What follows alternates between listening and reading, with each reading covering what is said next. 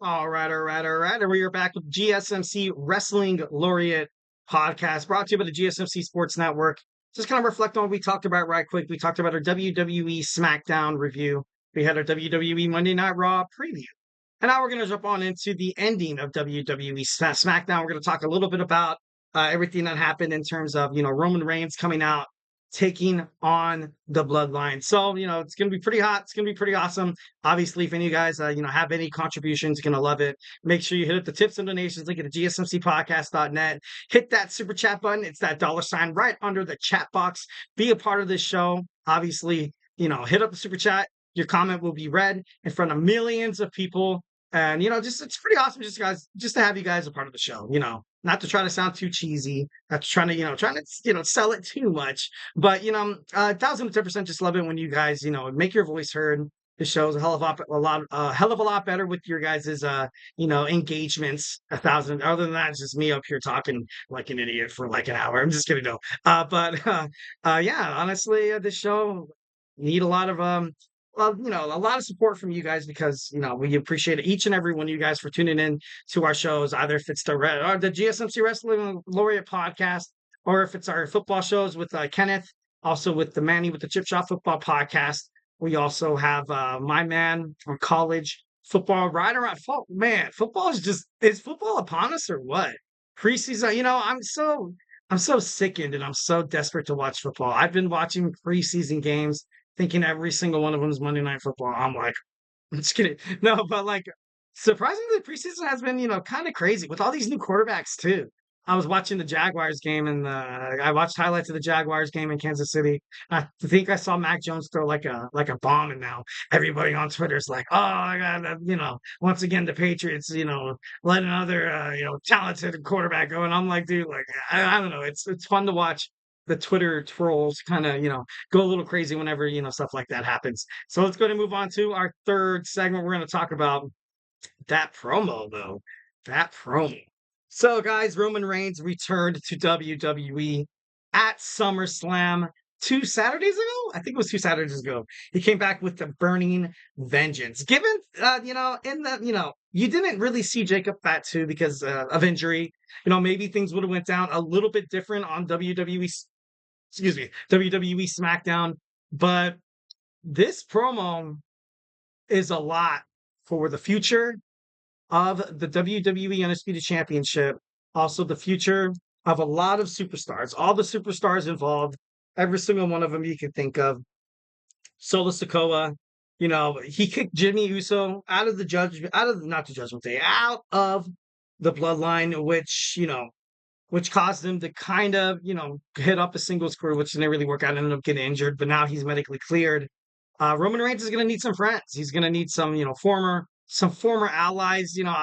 Things come to mind like Jimmy Uso. I don't know how far because Jey competed with both of these. He had his match with his brother at WrestleMania 40, which was pretty. I thought it was a pretty good match. All in all, I thought it was pretty good.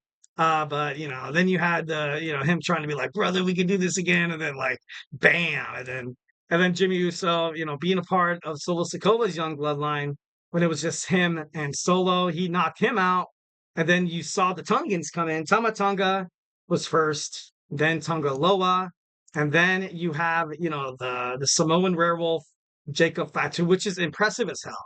If you look at some of the stuff, all the styles inside the ring, he can go from luchador to power grappler to a striker. He's great. He's great 1,010%. He's better than Solo, to be honest. But Solo Sikoa right now is holding that crown, so this could be this could definitely be pretty huge for the future of his career as well. Proclaiming himself as the tribal chief, also laid waste to Paul Heyman for failing to acknowledge him as the tribal chief, which, probably made Roman Reigns a little upset as well. Of course, he was goading Paul Heyman, saying that he's been speaking to the tribal chief, and he said that he talked to Roman Reigns after WrestleMania, where Paul Heyman was like shocked. He was shocked. All the fans knew that it was BS. We all knew that it was just it was just Solo Sikoa just gaslighting the poor Paul Heyman. So and I don't know, this promo I think it set up WWE for months. Like I said, storylines, championship matches, feuds, rivalries, bookings, and just WrestleMania. You gotta like all the people involved, like the tag team champions, Tama Tonga and Tongaloa. Like this is gonna be huge. Roman Reigns coming back. You know, I think they would have been more comfortable champions if Roman didn't really, if he didn't hadn't came back at SummerSlam, because the night before SummerSlam, you saw the Tongans win the WWE, well, no, not the Tongans. You saw Tama Tonga and Jacob Fatu win those WWE Tag Team Championships from DIY, which I thought was a mistake. But so now you're going to have the Tag Team Champions. You're going to have Solo Sikoa. You're going to have one Jacob Fatu who is healthy taking on Roman Reigns. And Roman Reigns right now, like I was mentioning before, he doesn't have much friends in the locker room right now. All the bridges he burned as the tribal chief, as the glorious one. It's yeah, I think Roman's going to get beat up. Roman's going to get beat up a little bit, which is kind of good in terms of him, becoming full babyface. Sometimes that kind of stuff needs to happen. But like, look at what happened with Cody Rhodes, like heading toward WrestleMania. Like he got his butt kicked by The Rock. He was bleeding, like he was slapping him. And it's like, no, Rock, what are you doing, man? Why are you doing this? And The Rock, he has a lot of implications on this as well. He's going to come back to fight Cody Rhodes, and then he wants to also fight Roman Reigns. And I think I'm like 75, no, I'm like 80, 20% sure that The Rock is going to come out and he's going to be, he's going to be saying that he's been pulling the strings this whole time. And Roman Reigns is, he was never meant to be the tribal chief. He can't win without the help of the bloodline. He couldn't help defeat Seth Rollins and Cody Rhodes by himself at WrestleMania Night 1 without the I almost said the legit boss. The no, the final legit boss, Sasha Banks, bro. The final boss in The Rock. But I don't know. It's gonna be it. The bookings leading toward, at Bash of Berlin. I want to see Roman Reigns take on Solo Sikoa in tribal combat. Tribal combat that just makes the most sense. Maybe perhaps, The Rock's movie recently wrapped up. He's going to be making his way back to the WWE. A lot of people say, the sources say that he was backstage at WWE SummerSlam. So The Rock being reintroduced into the world of wrestling it all starts here. It all starts here, 1,010%. You're also going to see Roman Reigns be put in this spot where he's going to have to, for the first time in forever, he's going to have to, kind of pander to the crowd a little bit. You're going to want, because the crowd for this storyline to help, not to help, but to become one of the most successful storylines in wrestling history, you're going to have these fans accept Roman. Roman was always denied by the fans. He was hated by the WWE Universe because Vince McMahon was forcing him down everybody's throats. It got to a point where people started to like him. Then he had to leave because he was dealing with some health issues. Thank God, he came back completely fine. Obviously, still kicking ass, taking names, love it. But now he's back with this different persona. He's meant to be the tribal chief, but at the same time, with all these people at his back, behind, talking behind his back, ready to pounce at any moment, you kind of have him as the underdog. And it's a hard position to sell, And like I said, this is going to be the first time where Roman Reigns is kind of in this, predicament. Of course, you had him, being betrayed by Seth Rollins in the Shield. Then you had the Shield breakup where he was kind of on his own. But that was kind of during the time when Vince McMahon, let's just have Roman here. That's good idea. Like, what I mean? Like, it's, building up for the future WWE. Yeah, it was good. But, kind of, but then I think it was CM Punk. CM Punk in an interview kind of said it best that because Roman Reigns was being rejected by the audience, and he was rejected. I've been to a bunch of wrestling events during this time. And the moment he came back, oh my God, people love to boo Roman Reigns.